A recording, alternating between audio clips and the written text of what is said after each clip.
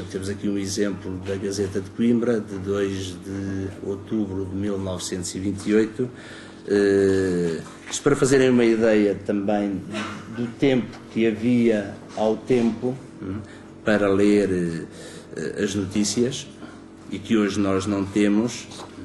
Neste caso concreto, portanto, nesta página da Gazeta de Coimbra, tinha havido um incêndio numa estação dos telégrafos e a Gazeta de Coimbra dá a boa nova de que iriam chegar os automáticos à cidade, portanto, os telefones automáticos sem necessidade de operadores. O que é que acontece aqui nesta notícia? Ela não está na íntegra, segue depois para outra página que eu não tenho. Isto tem um introito que ocupa todo este espaço. Portanto, senhor, grande melhoramento, a cidade de Coimbra vai ser a primeira terra portuguesa a ter telefones automáticos, e então começa: Portugal moderniza-se, Portugal vai criando a passos gigantados direitos de enfileirar ao lado das nações mais avançadas. A todo momento vêm iniciativas a abrir novos horizontes na estética das principais cidades, ruas que se ampliam, avenidas que se rasgam, monumentos que se levantam, parques que surgem, enfim, todo um movimento nervoso de avanço e de beleza que nos eleva, que nos orgulha. A retina deu lugar à vertigem, é nessa vertigem que vamos, na ânsia de melhorar por aqui, e continua, não vos vou ler isto tudo, para depois, quando acaba ali aquela parte vermelha, o jornalista nos dar a indicação de que vai passar toda esta introdução será para abrir as portas a uma entrevista a um responsável da International Telephone and Telegraph Corporation, que seria a empresa que está a fazer a proposta ao governo para instalar cá os automáticos. Não é? Registros muito diferentes também, portanto, tem aqui toda aquela primeira parte de introito, que hoje, já dá muitos anos esta parte, seria imediatamente cortada, não estava aqui a fazer nada, não é? Com outros registros também do tempo, não é? Da reverência que havia em relação aos entrevistados. Não é? Pode Vossa Excelência avançarmos, descrever-nos, ainda que de uma forma geral, o funcionamento dos automáticos. O Sr. Dom Pedro Sanches, pessoa impecável em matéria de correção, acede gentilmente e responde. Não é? Nós ainda encontramos, apesar de já terem passado muitas décadas, mas ainda encontramos situações dessas, como também a ereção dos doutores a título, ou dos engenheiros, dos títulos académicos, sempre ainda encontramos isso em alguma imprensa regional. Não é? Portanto, e já passaram, na verdade, bastantes décadas, e é uma coisa que hoje em dia não se faz, quer dizer, já há muito tempo não se faz. Não é? E mesmo também estes tratamentos de cortesia ainda já são reduzidos, mas ainda os vamos encontrando num ou outro jornal regional ou local. Há essa transformação de que vos falei há pouco, o aparecimento dos jornais de grande difusão, o peso das assinaturas foi diminuindo e os jornais passaram a vender-se também ao público em geral, não é? E a serem suportados aí, parte dos custos, continuando as assinaturas, mas a serem suportados pela publicidade, não é? Como eu dizia há pouco, começou a passagem do jornal para os leitores comprarem ao jornal que devia vender o maior número de leitores aos anunciantes. E aí radica uma das primeiras razões para se terem começado a reduzir a necessidade de haver títulos e de haver manchetes, porque se o título nos pode ajudar a vender, entre aspas, o artigo, conseguir que o leitor pare ali para ler aquele artigo, em relação à manchete e à primeira página,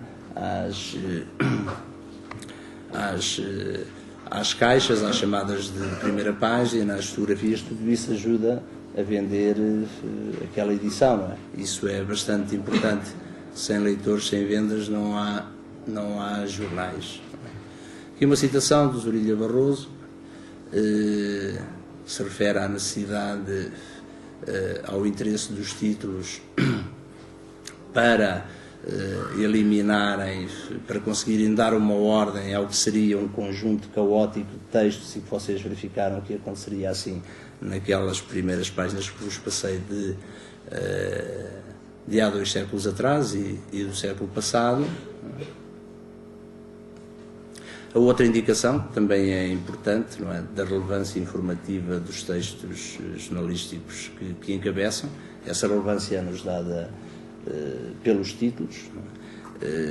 Se tiver um corpo de letra maior, quererá dizer, em princípio, que é uma notícia mais importante. Há também essa informação ao leitor, não é? Podemos ver, ao contrário, o que acontece, por exemplo, são as breves, que são as únicas desclassificadas em todo este campeonato.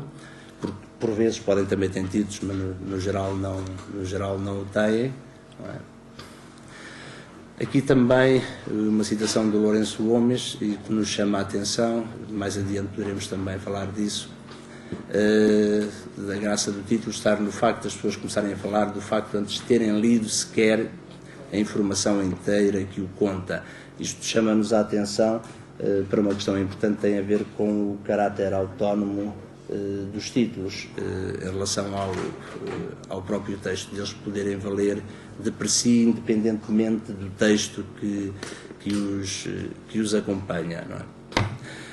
Nós podemos dizer que, ou pensar que as preocupações em relação ao design gráfico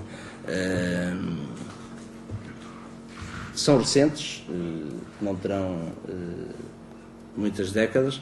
Lembra-me, por exemplo, da polémica que houve em torno da alteração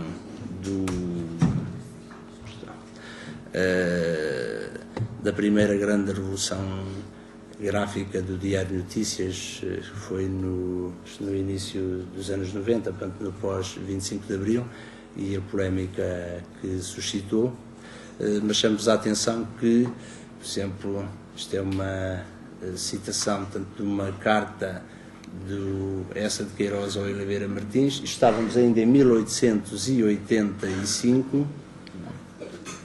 Eu estou a ver quem esteja a fazer fotografias a esta apresentação, mas eu depois posso, sim, quer dizer, estou a dizer é que se for a apresentação em si, eu depois posso cedê-la sem qualquer problema. Se é para isso, eu depois... Se for só para estar a fotografar os slides, eu depois cedo-vos a apresentação, não é? Para verificarmos que já havia essas preocupações ao tempo em relação à imprensa, não é? No caso do Essa de Queiroz, trata de fazer um bom jornal e lembra-te de que a sensualidade moderna, que é o fundo do gosto moderno, gosta sobretudo de qualidades de forma e de plástica. Não se vai ao restaurante onde se come melhor, mas àquele onde a mobília é mais vistosa. Procura por isso que o jornal, como o papel, tipo, impressão, etc., seja um primor. Isto referindo-se ao jornal A Província do Oliveira Martins. Dá-lhe um feitio que não seja o do pesado e pançudo comércio do Porto. Falo ligeiro e vibrante. Diz quando sai essa província, e repito, enverniza-lhe os tamancos. No mês seguinte, em junho de 85, acrescenta Essa de Queiroz. Portanto, aqui já tinha visto o primeiro número e o julgamento não era bastante favorável. A província, por ora, não está bem feita nem mal feita, está provinciana, tende ao ramarrão e à sonolência. Precisas despertá-la. Um bom artigo teu não basta, é necessário que o resto do jornal viva e vibre, e por ora acho-lhe o ar molengão e empapado. Precisas melhoria de papel. Fui espigar uma outra citação de Essa de Queiroz, de 1894,